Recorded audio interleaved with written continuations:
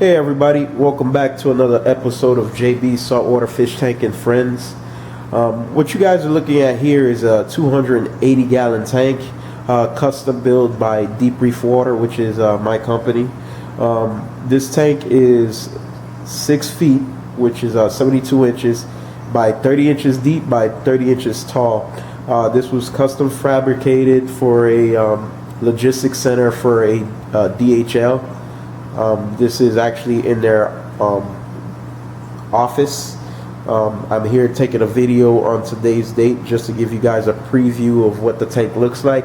We'll do a run through of the lighting system and also the refugium area so you guys can see what's going on down there, and you guys can let me know what you think. So far the tank has a variety of different fish. This tank is a little bit more aggressive than my usual tanks, and it's all because of that blue tank that's swimming right across the screen right now. Dory right there decided that she wanted to be extra aggressive, so even though this was supposed to be a community tank, no matter what community fish I put in here, she doesn't allow them to live in tranquil peace. So we had to convert the tank over to an aggressive style tank, and it's all because of her. So what I mean by aggressive, well, we got about 4 chromuses, we have about 5 blue damsels, we have a yellow tang, we have a Niger trigger, we have a yellow, we got a yellow wrasse, we got about 3 Anthias, I think 2 bicolors, and a female Bartlett. We also have a bird wrasse in here. Yes, a bird wrasse. A lot of people think that bird wrasse in a reef tank is like the worst criminalized thing that you can do, because a lot of people think that they destroy everything within a tank.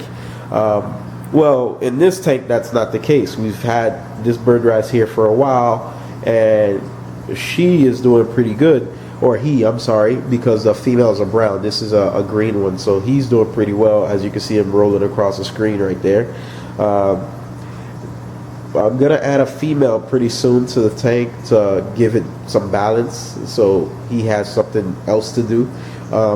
You can see that the tank has different types of corals in there, and they're doing tremendously well, because these were very small pieces when I originally put them in here, and you can see how well they've grown out, from coat corals to leathers to the star polyp on the right hand side of the tank to the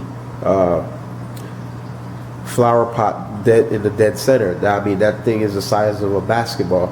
Not to mention the bubble coral right here on the left hand side. This tank has been running, I'd say, for about a year now, and it's doing pretty good, if I do say so myself. I'm actually here today to give it a good scrub down. As you can see, the glass is a little dirty, and we want to go ahead and take care of that. Other than that, I mean, there's not much else. We do a water change on the tank. On this particular tank, it's 45 gallons every 2 weeks to keep everything nice and healthy. And we also it has an auto top off system by utilizing a 3-stage RODI unit, and we'll get into that in a second. Let me go ahead and show you guys the lights.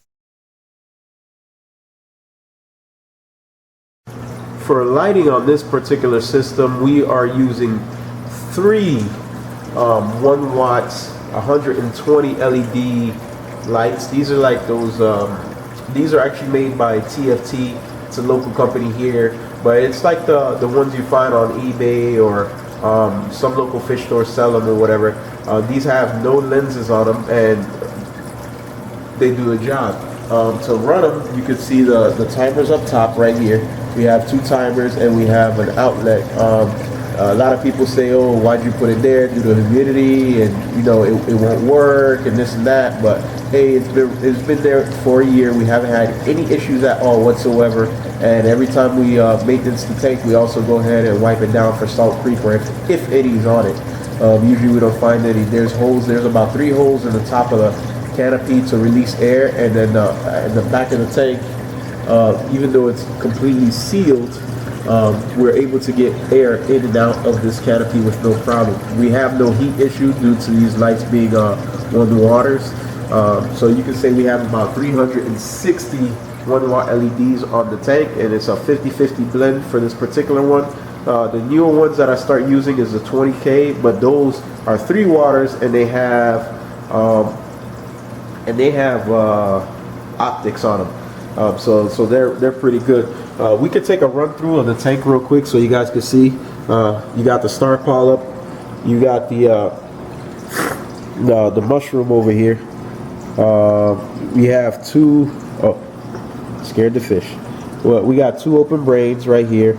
We have a what is this? Torch coral.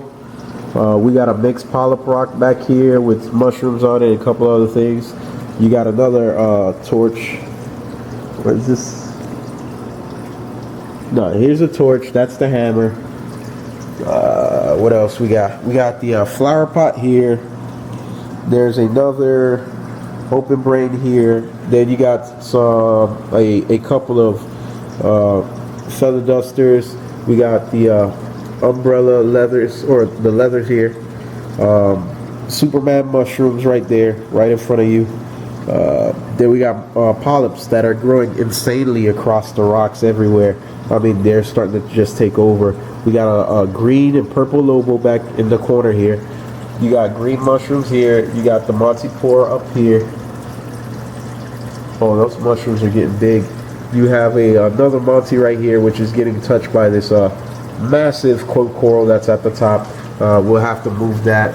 You have another leather, and also, we got the rock anemone, which is back here, the green rock anemone, and then you got some massive green mushrooms here, and then the piece de resistance, which is this massive bubble. I actually bought it maybe 1/8 of the size, and this is what it's grown to in a year. So I can just imagine 2 to 3 years from now. Oh, and right here,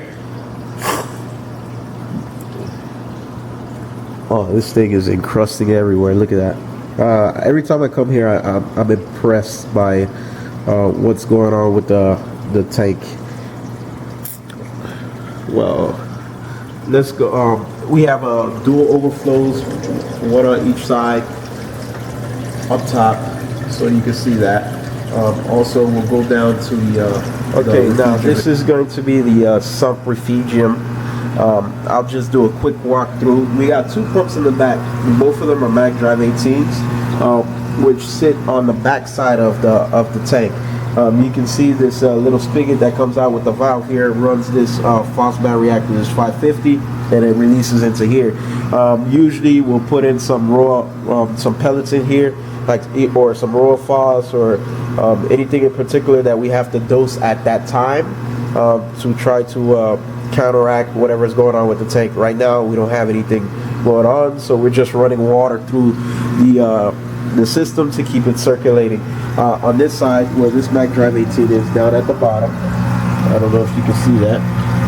Alright, it comes up, it has a valve here, it comes into the UV sterilizer, which is right here, and then on the outside of the UV, it goes over and it goes into the tank. That's that pump.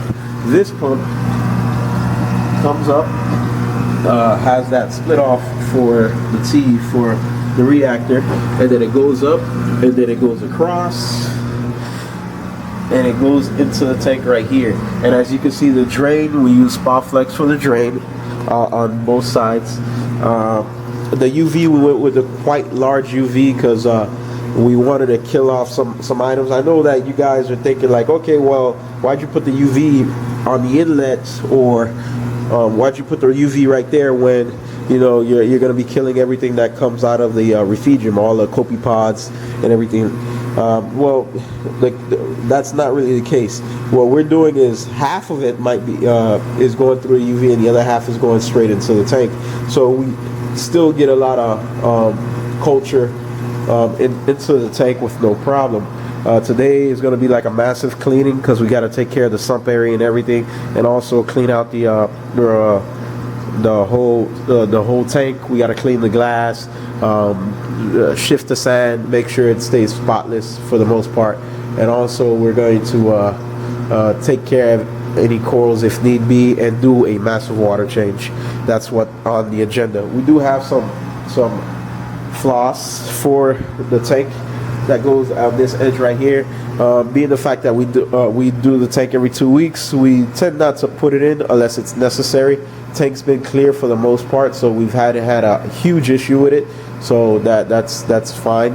The other thing is we have the RODI system, which is right here, which does 25 gallons per day, which we utilize for this tank. We just changed the filters, so they're doing pretty good. They're not too bad. There's a spigot made built into the system just for this area. Pretty sure you guys are going to be like, oh, well, this is kind of dark. I can't see anything. So I do apologize. I don't have a light with me right now. This was like kind of unexpected. But guys, let me know what you think. And we will see you on the next video. Peace. Alright guys, this is what it looks like usually. When I'm done, it's usually a little cloudy, but that's because of some of the chemicals that I utilize to keep these tanks in pristine condition, as you see. But the closer you move towards the actual tank, you can see how clear, crystal clear the water is. All the edges are super nice and clear. The only thing I have to do now is cut off the lights and also clean the face of the fish tank. I do utilize a step ladder for this particular one, a 3-step ladder, and a couple other tools like this handy dandy nap that I got at Harbor Freight to be able to put on the floor to keep the floor pretty dry. This one is not that thick, so I have a thicker one for just in case, but like for routine maintenance, I tend to utilize this one. This is an easy reach ladder, so I can be able to go in here and cut these two off, and once I do that, then see, as you can see, the whites had already turned off for today, so you get this nice cool effect. Sorry you guys can't see everything so crystal clear, but all the corals are pretty much happy. And then what I do is I look at the glass, like right particular here. I got to take care of this before I leave right now. But after that's it, guys. So you know, stay tuned. Let me know what you guys think of the tank, and I'll see you on the next one. Oh, and by the way, big shout out to the owner of this tank for letting me be able to take care of it and put it in this order. I did build this tank from scratch. This is one of my best projects, I'd say, thus far, as far as the size, because I love this tank. It's a 30 by 30, which is one of my favorite size tanks. This is actually the tank I would have had I not, or well, a little bit deeper. I would have a 40 by 30 for myself personally in my home, and that would be my, you know, dream tank or whatever. As far as the overflow, I think I would like set them up just a little bit different, or utilize 7 inches off the back to make a one flat wall overflow and just let the water go across the back to drain a lot easier. But you know, these are options you learn later on as you continue in the hobby. But anyways, guys, thank you for watching like always, and I'll see you guys on the next one. Peace.